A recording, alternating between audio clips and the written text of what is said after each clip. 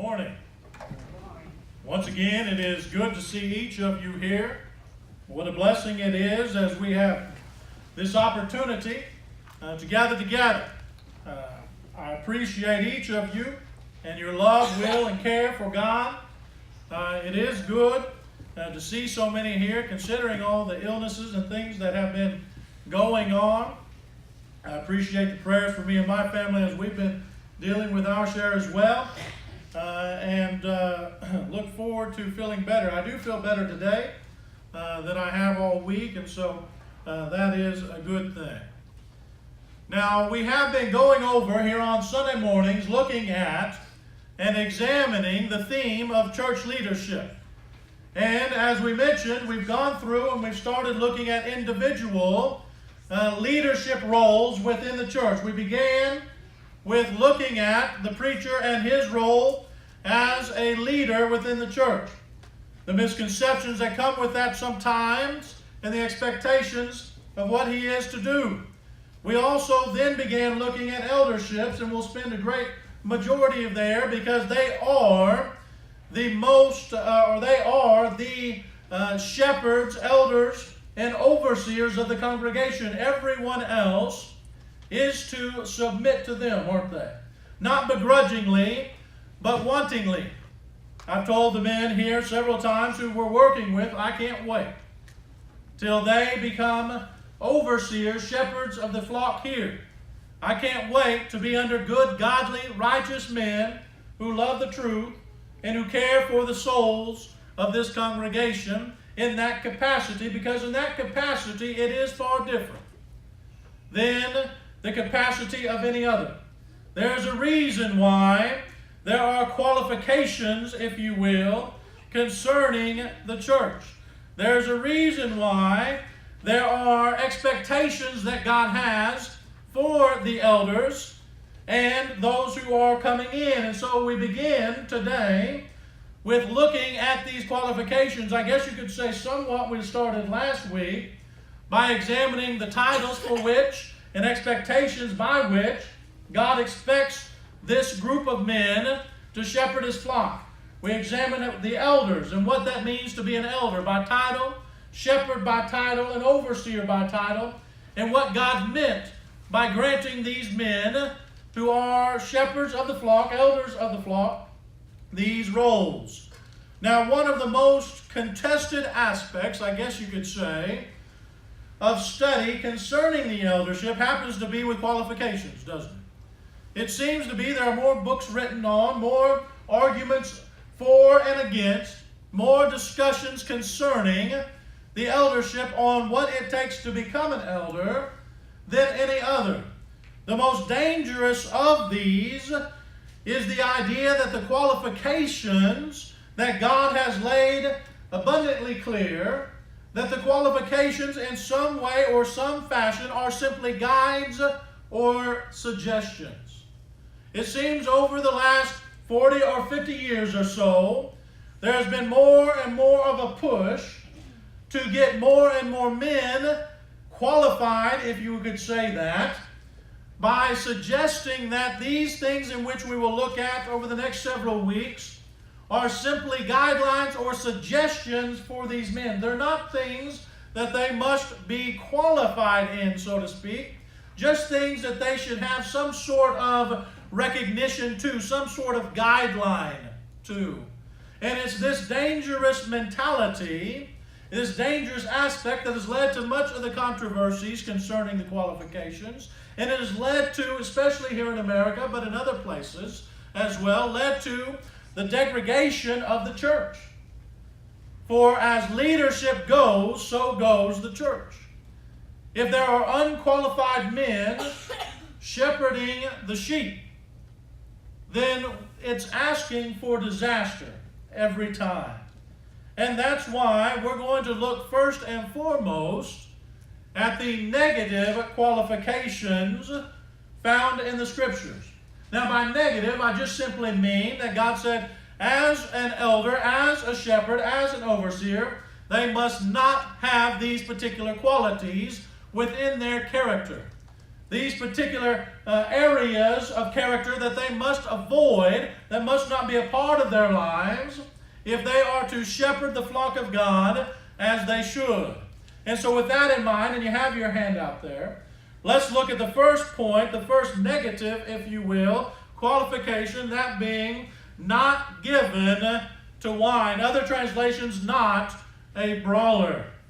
Now, if you go through scriptures and you're looking for this qualification, you will find this two different places in Scripture. That where we see the preponderance or the great number of qualifications. There in 1 Timothy chapter 3, specifically, verse 3, it begins, not given to wine. We also see Titus in Titus chapter 1 and verse 7, as we'll be looking at these two verses quite a bit and examining this. Notice there towards the end, not given to wine, not violent. This is and has been and should be one of most importance when we consider the time frame in which we live in. When we consider the movement that the church has found itself in concerning this area and others. But let's begin by asking the question, as we're going to do with each of these, what does not given to wine mean for the elder, for the one who is striving to be an elder one day, and for the one who has reached that? What does that mean? It's one thing to see it, one thing to have it there, but what exactly is the purpose of it? Why this negative qualification? Why is this something they aren't to be involved with? Now, it has always astounded me, once again, by the lack of study when it comes to qualifications like this one in particular, where people's desire to undercut the importance of what God is requiring right and left. Now, it used to be the case that just about everybody understood not given to wine to hold with it the idea of not partaking in wine, alcoholic beverages in any form or fashion. In fact, so much so that we used to even see, and still see today, the argument from the qualifications of deacons, right? Not given to much wine. And as we've talked about in the past, how that's not a good argument for moderate, if it is such a thing, social drinking or moderately partaking of a little bit here or there of alcoholic beverages. And so it was always said that, listen, elders are not to partake, and those who would argue such, and wrongfully so, but they would say, listen, not given to much wine means they can partake of a little. And I say that for this purpose only, to say that, listen, this was understood. It wasn't really a question. No one questioned this. No one thought differently concerning this. People understood that was the concept. That it entailed more than that, as we'll talk about in a moment, but it began there. And yet, over the years, we've seen a shift in this. Even in translations, you know, I love the English Standard Version, but notice how it translates it, not a drunkard. Now, that's different than not given to wine. That's a little different. Notice how another translation, New American Standard 95 edition, not addicted to wine. Now, that's a little bit different, once again, than when you hear the term not given to wine. Now, first let me say, and we've already discussed this in previous sermons. When we did a series, I do believe last year, maybe the year before, time kind of flies it seems like, on morals and ethics in the Bible. We spent a great deal of time, I think 3 or 4 lessons, examining God's word concerning this, and we saw very clearly that in the Old Testament, they weren't to even look at that which sparkled, Proverbs chapter 23 and verse 31, in other words, alcoholic beverages. And in the New Testament, Ephesians 5:18, as we saw, when you really get down to what it is saying there, that no one, Ephesians 5:18, is to be filled in any form or fashion, which the word literally means to start the process of filling with alcoholic beverages, with alcoholic wine. No, be filled with the Spirit. It says not this stuff. You can't be sober-minded without it. We've looked at that and we realize that. So when we begin by looking at this, we must realize that if it's not okay for anyone to partake of alcoholic beverages, it's certainly not okay for the leadership. Now, I say that because the shift has happened. There are several elders in churches today who not only have no problem with it, but are partakers of it. And members have been fooled for far too long in this idea that that's okay. In fact, as I was reading several older books, and I'm talking the 40s, 50s, and 60s, that's older to me, the 40s, 50s, and 60s on men that had write gospel preachers on qualifications of elders, one of the things that they were saying even back then was guard against this thought. It wasn't necessarily happening, but they could see it one day taking place. And personally, unfortunately, I've seen it and know of men who have failed in this area. So we must realize that God clearly condemns this first and foremost. Secondly, though, the qualification in question here, when we ask that question, what does this mean specifically? For a man wanting to be an elder and wanting to fit this qualification, what exactly does this mean here? Well, it's dealing less with alcohol per se and more literally with the effects that it can produce. That's really the thrust of this particular section, this particular qualification. In fact, I think when we look at 1 Timothy 3:3 in the American Standard Version, we really get, they're giving you the thrust behind this. What the idea is, if you will, where it says no brawler. And so if you go and look at Thayer's or Vine's or many of the great Greek lexicons that are out there, one of the things they'll say is not to be overcome by wine is the basic idea, which will lead to this. Will lead to being a brawler. Will lead to one being abusive, in other words. And this is the idea. An elder, under no circumstances, can be abusive in the church. If a man is abusive, whether with alcohol or not, is abusive before he gets in there, he will be abusive when he gets in there. When he becomes a shepherd of the flock. Any man that is working towards being a shepherd one day, a shepherd of God's precious flock, must not partake not only in any alcoholic beverages, but they must not consume themselves with any type of abusive mentality. Any way, shape, or portion. If he does this beforehand, he will do it afterwards. Brothers and sisters, we've all known of people. Maybe you've known of some elders, I have unfortunately, or other men who are just simply abusive in their nature. Now, when I say abusive, I'm not talking about physically abusive, though that could be applied here. I'm talking about mentally abusing others. And this goes along when we see the example found in other quick-tempered in other areas. But how many outside the church and inside the church have faltered because their leader was abusive? Their leadership and the eldership was abusing them mentally, tearing them down so much that they never could be brought back up. I knew a man one time who asked if he would make a good elder, and knowing this man, I said, no. I said, I know you. Could you someday? Maybe, but right now, no. I have known several people that he has affected their relationship with God by his abusive behavior, and had not corrected that by that point. When we talk about not given to wine, not being a brawler, the idea here is one that is not consumed with abusing others, that does not give themselves or lend themselves to anything that would make them in such a way. The second qualification, negative qualification, I guess you could say, that we're going to look at is not violent, or as some translations say, not a striker. Once again, this is found in both 1 Timothy 3 and verse 3, where we see it says not given to wine, not violent there. in Titus chapter 1 and verse 7. Once again, notice not given to wine, not violent here. The idea being not violent or not a striker, if you will. The word here simply means, as we ask the question, how does this apply? Once again, the word here simply means they must not be one that is ready to strike.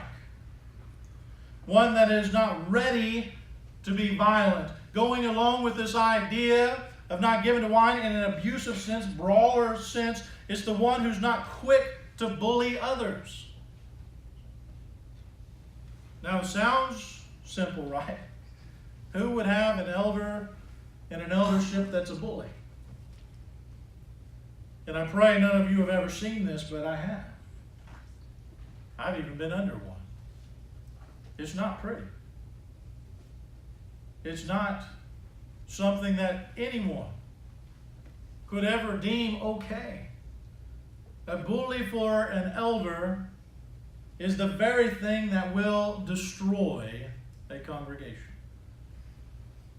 Now, a bully obviously is someone who, because of their own insecurities, takes out things on others, tries to harm others, tries to domineer others. Isn't that what the elder Peter was getting at, talking to other elders about?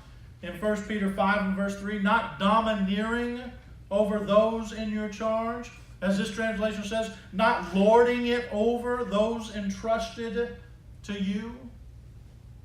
An eldership that is not violent, an elder that is not violent is one who does not bully others, does not inflict their will, in other words, and own opinions and things of this nature, does not inflict themselves and their insecurities on others. By way of illustration, one time, I had an elder come up to me and say, why, we had a certain writing article that I was to produce every month or every other month. And this one particular elder came up to me. And he said, I've called the publication and they don't have your article. Why is that the case? And I said, I don't know. I sent it. I pulled up the email and I said, here's where it's sent. Here's the date on it. And he said, I don't believe it. I said, well, I don't know what else to tell you. I said, I can call him real quick. He said, no, I've already called him. I don't believe you. I think you're lying to me. So I sent an email and I said, well, there's not much I can do about that right now. I said, let me get a communication with him. I sent an email. I had him write me back saying, listen, it looks like it's been lost. We did have a reception of or something. We were having some problems during that time and we lost several people's articles. As he wrote this back, I went, copied it off, sent it to him. He said, I don't believe it. I already talked to him and he just doesn't have it. The bully idea is when you see the truth but don't care. It's your way or the highway, not one who's violent, not a striker, not one who's quick to charge. An elder must not be someone who considers the worst before the best. They cannot be one to strike out in this way. Unfortunately, this does happen. And when it happens, I've yet to see it, and it's not just in my situation. I've seen it in several congregations. I've never seen it not lead to the church being divided, the church being split. It's an inevitability, unfortunately.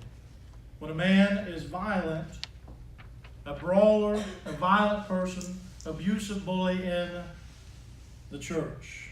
The next qualification we're going to look at is that an elder must be someone who is not quarrelsome. Once again, you can see how these tie together, how these flow together, and yet God specifically made sure that these were each individually discussed and recognized. Now, this is only found in Paul's first letter to Timothy, there in 1 Timothy chapter 3 and verse 3, where it says, not quarrelsome there at the end, before not covetousness. We also see it and put this way in the American Standard Version, if you will, not contentious. one who is not quarrelsome, one who is not contentious, one who is not causing these problems. How does a man striving to be an elder, or how does an elder who is and being qualified in this keep qualified in this area? Well, it means that their character is such a way that they do not find insecurities in themselves, so much so that they get caught up in the quarrels. Every congregation, because no one's perfect, every congregation has difficulties and issues from time to time. Every congregation, no matter who they are, they're going to have some who are going to cause some controversies. Even good-intentioned ones, but there's going to be those that happen. Elders must be above this. And men striving to be elders one day must learn how to not get caught up in these kinds of things. Not only not start the quarrels with members, but not start quarrels with those outside the church. Unfortunately, there have been men who are quarrelsome by nature, contentious by nature, and have found themselves being placed as an elder. And before long, their outside influence has been so affected because of their contentious nature about themselves that the church is hurt. And if it's happening on the outside, it's most certainly going to happen on the inside. The truth is, people are going to have different opinions that are their own. They're going to have different thoughts and different ideas. Elders must not quarrel over these things. Isn't that the idea, what Paul was getting at in Romans chapter 14 and verse 1? As for the one who is weak in faith, welcome him, but not to quarrel over opinions. Now, whether weak or strong, we all have opinions, don't we? Elders must not get caught up in those things. They must not be so concerned with little things that they miss the bigger picture, in other words. Now, are there times, and let me be clear, are there times when elders must squash quarrels, squash contentious behavior? Sure. If it is starting to infect the church, then yeah, they have to contend for the faith. As Jude would say in Jude verse 3, Beloved, although I was eager to write to you about our common salvation, I found it necessary to write appealing to you to contend for the faith that was once for all delivered to the saints. Be contentious, contend, be one who doesn't allow the quarrels and the arguments and things to fester. And so as we consider this idea of not quarrel, it's more dealing with the idea of not being affected by what is typically minor things in a congregation. If it becomes something else, that's different. But a man that loves to quarrel, a man who loves to argue just for argument's sake over opinions and matters that have nothing to do with salvation, is a man that will endanger the church, will endanger the flock in which he has been made steward over, and will lead once again to the destruction of that congregation. Next, let's look at love, not a lover of money. Now this one, once again, is also seen not greedy for money. And this is found 3 different times. This is one of the few where we see several places. 3 different times do we see elders warned about this. In 1 Timothy chapter 3, verse 3, once again, not a lover of money, as we see towards the end there. In Titus chapter 1, verse 7, once again, not greedy for money. Same concept, same idea. And Peter, once again, in 1 Peter chapter 5 and verse 2, shepherd the flock of God which is among you, serving as overseers, not by compulsion, but willingly. Notice this, not for dishonest gain, but eagerly. What's the idea? What's the thought? What's the purpose behind this? Why is it that God put this in here for elders and men striving that position? That great responsibility? Well, this particular qualification has been overlooked for far too long, hasn't it? How many congregations do you know that have a huge bank account and yet are helping hardly anybody? I can't tell you the number of missionaries I've known over the years that talk about going to congregations where you see their giving, you see their budget, and then you go back and look and you see, as one missionary said, he went to 3 different congregations in a row with over $2 million in their savings account. And they were supporting one missionary and one family in the congregation. That's it. Everything else was for buildings and for construction work around. Now, I'm not saying the congregation shouldn't have the savings. They should. There are and is, as we've been talking about here on Sunday mornings, financial things. God does expect us to be good stewards, and therefore there is a sense of being prepared for that quote-unquote rainy day, but there is such thing as excess, isn't there? I've said it, if I've said it once, I've said it 100 times. I appreciate, especially the widow ladies of this congregation, as they've looked at our financial report. There's been several times where before that third Sunday meeting, they come in, they say, our account's getting a little high, who are we going to take care of? That's a blessing, not a curse. That's a good thing. And there's the reason why elders must not be a lover of money.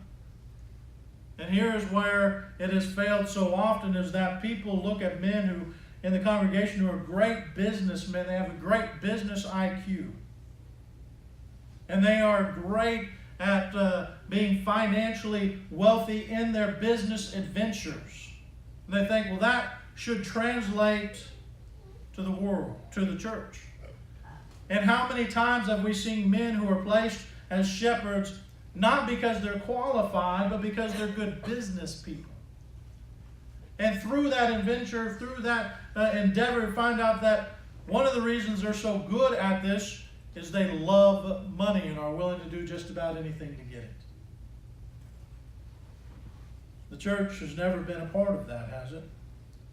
In fact, the Bible throughout time has said the dangers of the love of money in 1 Timothy 6 and verse 10. He says, for the love of money is a root of all kinds of evil. It is through this craving that some have wandered away from the faith and pierced themselves with many pangs. As you read the book of 1 Corinthians and 2 Corinthians, this is one of the issues they had. They had promised, they had given their word to Paul that they would help with the taking care of the needy saints in Jerusalem. And over, Paul's saying, listen, all these other people are doing it, and you still haven't. What's the reason for not doing it? They wanted to hold on to what was theirs, they thought. When we look at this, one of the most dangerous things anyone in the church can do in a leadership position as the elders are is be a lover of money, be greedy for money. How will this man lead a congregation financially? How will an eldership made up of this mentality lead a congregation financially to where it needs to be, to where it can help and do the most good, where it can benefit others, and the work in particular of the church? Those who love money, the lovers of money, the greedy for money, who seek after that quote-unquote dishonest gain, filthy lucre, depending on the translation. They will hold hostage, hold captive a congregation in its work.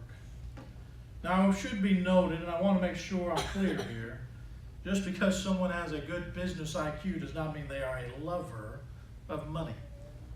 There have been plenty of good business IQ people who have been very financially sound and good stewards of the things in which they have done in their business adventures. There's no doubt about that, and have made great shepherds of the Lord's church. But when the church looks at that first, we have to be careful. Because the world's idea of that, and it's crept into the church more than we might like to admit, the world's idea of that is to love the money, to be greedy for money. The next one we're going to look at is one we mentioned last week a little bit, so we won't spend too much time on, and that is not a novice or Not a new convert is what the word really means. Once again, we find this 1 Timothy chapter 3 and verse 6 there, where it says not a novice. And as we mentioned then, the idea of this is that a person who wants to be an elder and needs to become qualified, part of that qualification here is not being a novice, not being a new convert, not being one that has recently obeyed the gospel of Jesus Christ. Why is that the case? Well, it implies a lot of things, doesn't it? The reason God does not want a new convert is he may become puffed up with conceit and fall into the condemnation of the devil. A new convert does not have the biblical knowledge necessary to keep the sheep safe. That's just facts. A new convert does not have the spiritual maturity to handle the burdens that the sheep bring. A new convert can't fathom even really the responsibility needed to lead the sheep in the direction they need to go, because he hasn't even been led there himself yet. So God said of his leaders, of his shepherds, of the elders, of the overseers, they can't be novices, they can't be new converts. They have to know what they're doing spiritually speaking. In other words, they have to be qualified. They have to have had some experiences. It's in the title elder, remember. Having experience. Now, as we talked about, that's not a specific age. That's dealing with spiritual novicism, if that's a word. It's dealing with the spiritual side of things. In fact, a good eldership is made up of those who have been in there a long time and are older, and some that are younger. By younger, still fitting all the qualifications that are found. When we look at the scriptures, it's clear and it's important that an elder cannot, a new convert cannot be an elder, a shepherd, or an overseer, because he just doesn't have the knowledge and the experience necessary to do the job right. The next one we're going to look at is not arrogant. Now, once again, we've seen quite a few of these and how they fall into place. This is found in Titus chapter 1 and verse 7. For an overseer, as God's steward, must be above reproach. He must not be arrogant. Arrogant is an interesting word, as we see in the New King James. He must not be self-willed, is the idea here. One, in other words, who is not looking to himself all the time and what he desires, what he wants, and what leads to, as we talked about before, this goes hand in hand with the idea of being violent and a brawler, leading to a bully. So as we look at this idea of this word self-willed or arrogant, when it comes to an elder and the eldership, it's once again amazing looking back at how many old articles I read and books on elderships that I read, excuse me, how many say this is one of the main qualifications necessary. When I think of qualifications, this isn't typically the first one I think of. And yet, over and over and over in these older ones I was looking at, and I did a mixture of both, but I tried to look at some of the old things, where we've been and where we're at now and those kinds of things. And overwhelmingly, they said every shepherd ought to have this at heart, not being arrogant or self-willed. In fact, when we look back in time, we see that this idea of arrogance and self-willed has always been a destruction to the church, hasn't it? Remember what John said of Diotrephes in 1 John chapter 9? I have written something to the church, but Diotrephes, who likes to put himself first, does not acknowledge my authority. Or what about what was prophesied about concerning the Catholic Church and the leadership? Let no one deceive you, 2 Thessalonians 2, 3 through 4, in any way. For that day will not come unless the rebellion comes first, and the man of lawlessness is revealed, the son of destruction, who opposes and exalts himself against every so-called God or object, of object of worship, so that he takes his seat in the temple of God, proclaiming himself to be God. How did Catholicism get its start? The leadership kept exalting themselves, didn't they? They kept becoming more and more arrogant. Look at me. Look at who I am. Beginning with the head bishop and moving from there to even the Pope. When we think about this devastating thing, this qualification that must be exempt from the eldership, if a man is full of himself, when he is appointed as elder, he will end up, once again, destroying a congregation. If one is so filled with his own self-will, his focus isn't on the sheep and what they need in God's will, he will always put himself first. And that will destroy the congregation. The last one we're going to look at now is not quick-tempered. This qualification is found specifically, once again, in Titus chapter 1 and verse 7, where it says, "For an overseer as God's steward must be above reproach, must not be arrogant or quick-tempered." When we look at this particular idea, we all know what it means to be quick-tempered. We all either know somebody like that or have dealt with that in our own lives. And unfortunately, it's one of those things that is hard to control from time to time for some people, but for the ones who are striving to be elders, to the ones that are in the eldership and must continue in such, because they are going to be dealing with things that are of most difficulty. There's a reason why elders more often than not lose their hair, or their hair turns completely white and gray very quickly, those who do it right. That's because it's challenging. And they must guard against this. A quick-tempered person, when we look through Scriptures, is one who's considered by God to be foolish. Remember the Proverbs 14, verse 17, "A man of quick temper acts foolishly, and a man of evil desires, and a man of evil devices is hated." A quick-tempered man or person is considered by God to be one who will actually stir up strife. Go a few chapters over, or Proverbs 15, 18, "And a hot-tempered man stirs up strife." Why can an elder, or must an elder, not be quick-tempered, not be angered easily, depending on your translation? Because of the challenges he's going to be dealing with. The difficulties of the sheep. This is the danger a congregation will be in if they allow quick-tempered men into the eldership. They will be allowing foolish men who cause strife. An elder that flies off the cuff and flies off the handle over and over and over, is quick-tempered, is one that attitude will not promote growth, but will stunt it. As I said before, I've seen it. I've been under it. I've seen a congregation struggle because they could not do anything right. And everything, even the littlest things, were major personal things to the quick-tempered or angered easily one. When we look at these things, we examine these things, we realize quite quickly that God expects the men who lead His congregation, who shepherd His flock. He expects them not only to be a lot of things, but to not be some things. The challenges of being a shepherd to the flock of God are many. They are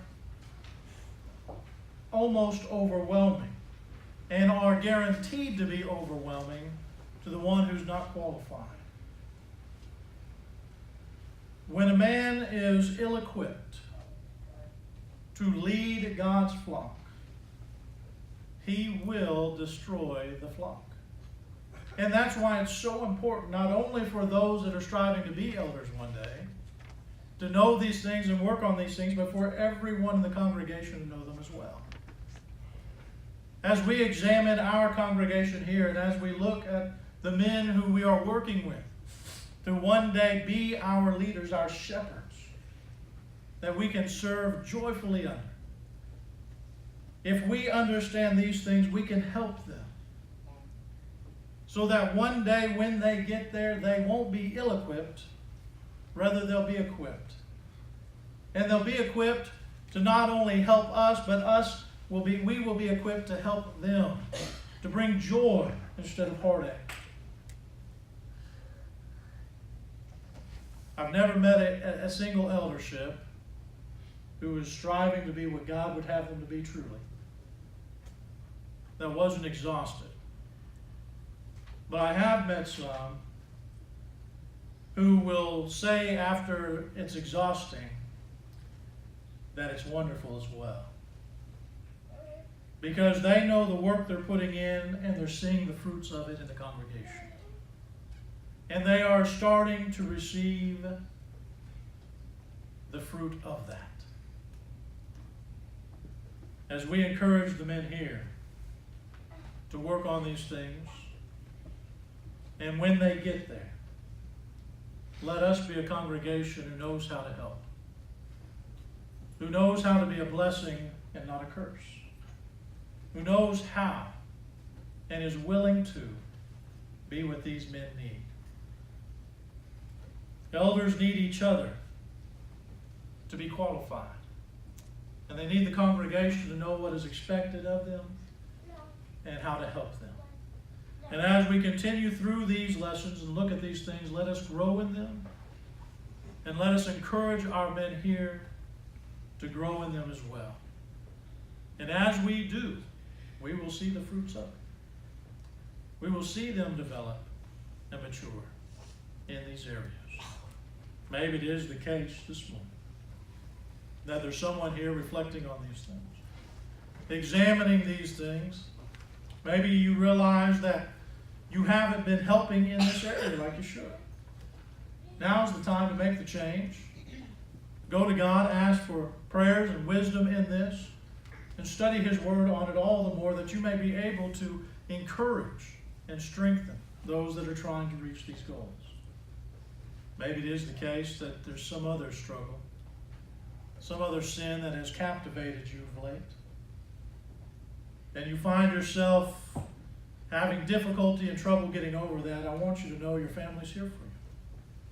And if you're struggling with this, let us help you as a family. Let us encourage you, strengthen you, pray with you, and let us even bear that with you so that you can overcome it. If there's someone here in this congregation this morning who needs the prayers of the family here, let us know now by coming forward as we stand and as we sing.